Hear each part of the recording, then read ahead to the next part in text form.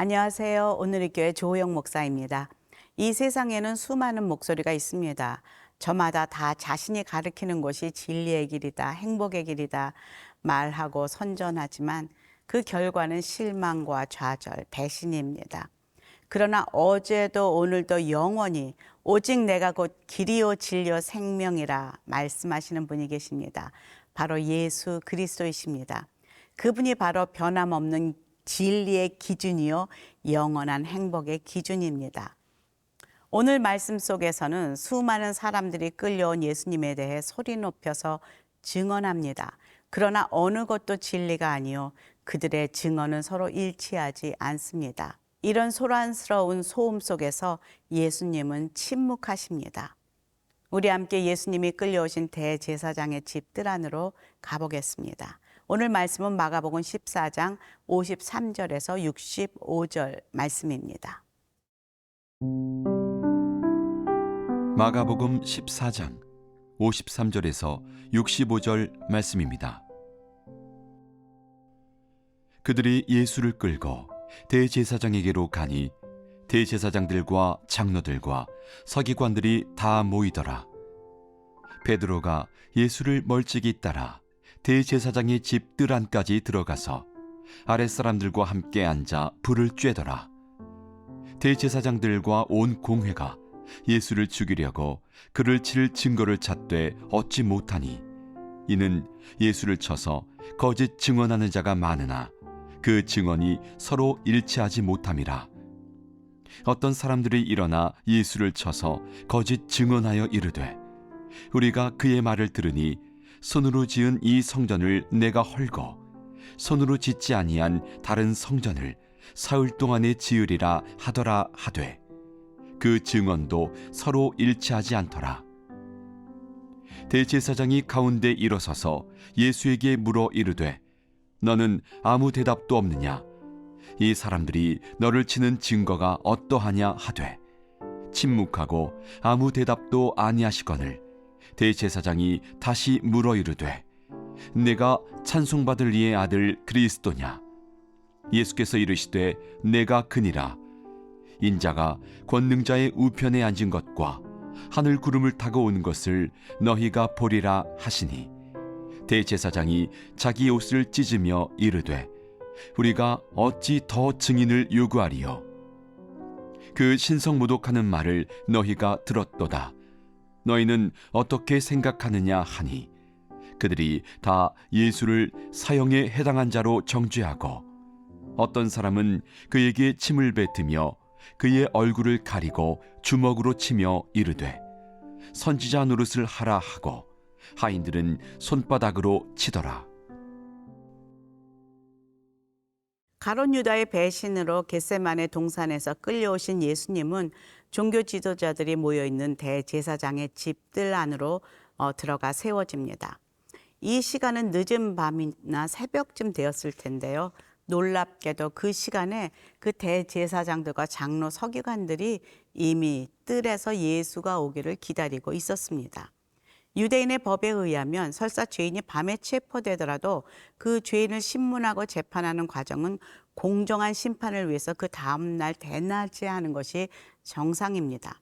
그러나 예수님을 체포한 그 즉시 그 밤에 그 산헤드린 공의회 회원들이 모두 모여 있다는 것은 이 재판은 이미 계획된 불법적인 재판임을 보여주고 있습니다. 그들은 철저하게 예수님의 혐의를 잡고자 모인 것이며 공정한 절차를 무시하고 백성들의 밀란이나 소동이 일어나기 전에 속전속결로 재판하여서 이 일을 처리해 보고자 하는 것이죠. 그러나 그를 넘길 마땅한 증거를 찾지 못하고 있습니다. 그런데 거기 뜰 안까지 따라와서 멀찍이 서서 불을 쬐며 상황을 주시하는 한 사람이 있습니다. 바로 베드로입니다. 53절, 54절 보겠습니다. 그들이 예수를 끌고 대제사장에게로 가니 대제사장들과 장로들과 서기관들이 다 모이더라. 베드로가 예수를 멀찍이 따라 대제사장의 집들 안까지 들어가서 아랫사람들과 함께 앉아 불을 쬐더라.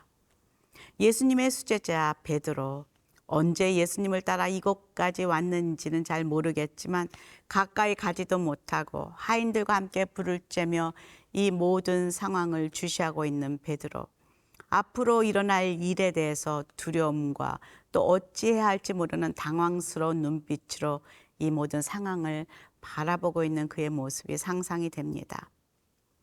예수님이 기도하지 못하고 자고 있던 그 제자들에게 하셨던 말씀, 시험에 들지 않게 깨어 기도하라. 마음에는 원이로되 육신이 약하도다 하신 말씀이 떠오릅니다.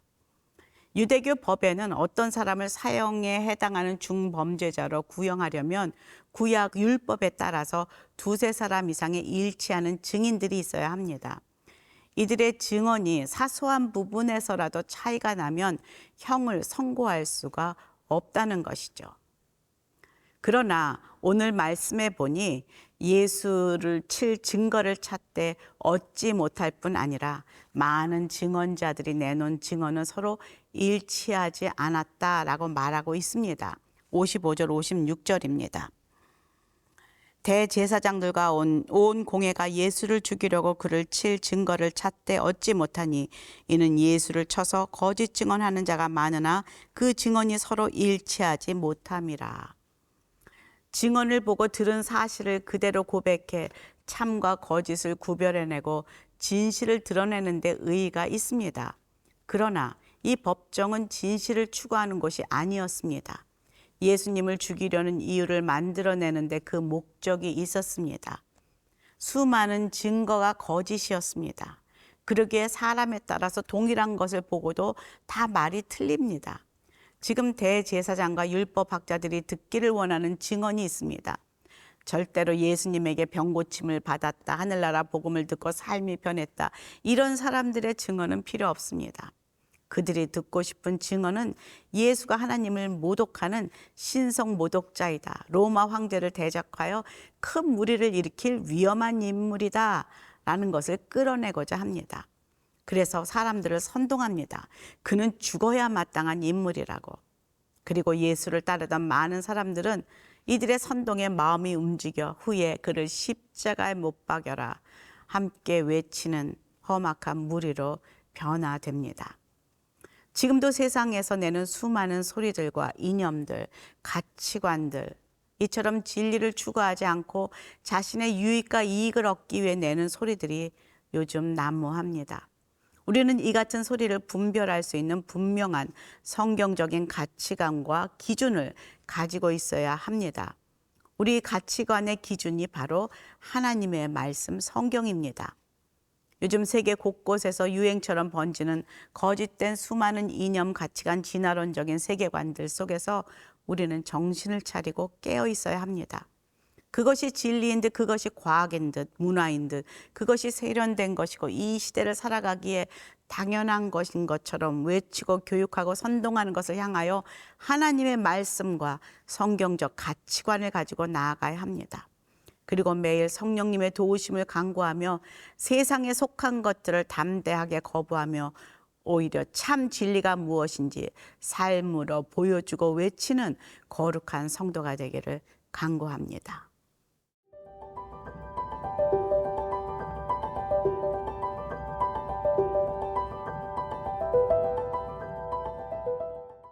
지금 사람들의 증언이 서로 맞지 않고 하나가 되지 못하는 상황에서 예수님은 자신의 무죄를 인정하기 좋은 기회입니다. 지금 진행되는 모든 것이 다 불법임을 밝힐 수 있는 좋은 기회입니다. 그러나 예수님은 이 모든 상황 속에서 아무 말도 하지 않으십니다. 60에서 61절입니다.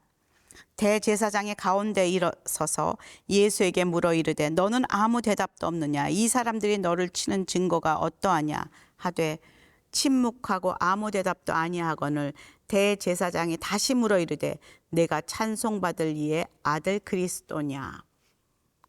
대제사장은 침묵하시는 이런 예수님이 의아합니다. 그래서 묻습니다. 사람들이 너에 대해 이렇게 불리한 진술을 하고 있는데 왜 너는 아무 말도 하지 않는가? 그러나 예수님은 그들의 신문을 인정하지 못하기에 침묵으로 저항하고 계십니다. 무엇보다도 변명하며 자기를 변호하지 않는 것은 하나님의 뜻을 순종하며 이 세상에 자신을 보내신 아버지의 뜻을 이루기 위하여 그 자리에 묵묵히 침묵하며 서 계십니다. 예언의 말씀이 이루어지는 현장입니다. 바로 이사야서에서 예언한 고난받는 종에 대한 성취입니다. 이사야서 53장 7절에는 그가 곤욕을 당하여 괴로울 때에도 그의 입을 열지 아니하였으며 마치 도수장으로 끌려가는 어린 양과 털 깎는 자 앞에서 잠잠한 양같이 그의 입을 열지 아니하였다라고 말하고 있습니다. 이에 대제사장이 다시 묻습니다. 내가 하나님의 아들 그리스도인가? 이 질문 앞에서 예수님은 당당히 그렇다라고 말씀하십니다. 62절 예수께서 이르시되 내가 그니라 인자가 권능자의 우편에 앉은 것과 하늘 구름을 타고 오는 것을 너희가 보리라 하시니 대제사장이 예수님을 신성모독으로 고발하고자 했을 때 필요했던 그 말, 맞다. 내가 하나님의 아들이다. 그리고 나는 하나님의 우편에 앉아 있을 하나님의 아들이요. 다시 이 땅의 심판주로 임할 재림주이다. 자신의 정체성, 신분을 드러내시고 참 진리를 선언하시고 앞으로 되어질 일을 예언하십니다. 드디어 이 대제사장은 자신이 고소할 거리를 찾고 이렇게 외칩니다. 63절에서 65절입니다. 대제사장이 자기 옷을 찢으며 이르되 우리가 어찌 더 증인을 요구하리요 그 신성 모독하는 말을 너희가 들었도다 너희는 어떻게 생각하느냐 하니 그들이 다 예수를 사형에 해당한 자로 정죄하고 어떤 사람은 그에게 침을 뱉으며 그의 얼굴을 가리고 주먹으로 치며 이르되 선지자 노릇을 하라 하고 하인들은 손바닥으로 치더라. 자기 옷을 찢으며 이제 더 이상의 증인은 필요 없다. 그의 신성 모독하는 말을 들어보라. 그렇게 사람들을 선동합니다. 너희는 어떻게 생각하느냐? 그때 그곳에 모인 모든 사람들이 예수는 사형을 받아 마땅한 죄인입니다. 정죄하며 예수께 침을 뱉기 시작합니다. 그리고 예수의 눈을 가리고 주먹으로 때리며 내가 예언자라면 누가 지금 너를 때렸는지 한번 맞춰봐라. 그리고 경비병들은 예수를 끌고 가 마구 때립니다. 정말 가장 악한 죄인에게 행하는 모욕과 수치를 주며 폭력을 행하는 군중들 앞에서 잠잠히 서 계신 예수님. 그들은 예수님이 죽을 죄인이라고 하지만 진정 예수님은 자신들의 죄를 위해서 대신 십자가에서 죽을 죄인임을 깨닫지 못합니다. 자신의 죄를 대속하기 위해 대속제물이 되어 십자가에 달리실 어린 양 예수이심을 알지 못합니다. 이 광경을 바라보면서 다시 이사야서가 떠오릅니다. 이사야서 53장 3절 4절입니다. 그는 멸시를 받아 사람들에게 버림받았으며 강고를 많이 겪었으며 질고를 아는 자라 마치 사람들이 그에게서 얼굴을 가리는 것 같이 멸시를 당하였고 우리도 그를 귀히 여기지 아니하였도다. 그는 실로 우리의 질고를 지고 우리의 슬픔을 당하였거늘 우리는 생각하기를 그는 징벌을 받아 하나님께 맞으며 고난을 당한다 하였노라. 하나님의 말씀이 지금 실제가 되는 순간입니다. 지금 이런 광경 속에서 베드로는 무엇을 하고 있을까? 그의 마음은 어떨까? 라는 생각이 문득 듭니다. 그리고 나는 하나님의 이름이 모욕당하고 손가락질 당하고 멸시당하는 이 시대에 어떤 모습으로 서 있는가? 나를 다시 돌아보게 됩니다. 믿음을 가지고 담대하게 살아가는 하나님의 증인들로 살아가는 저와 여러분 되기를 간구합니다.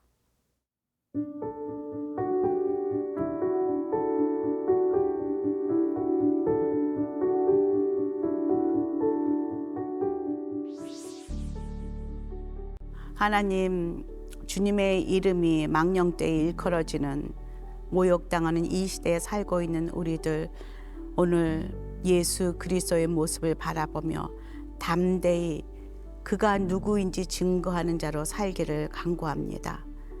예수님 이름으로 기도합니다. 아멘.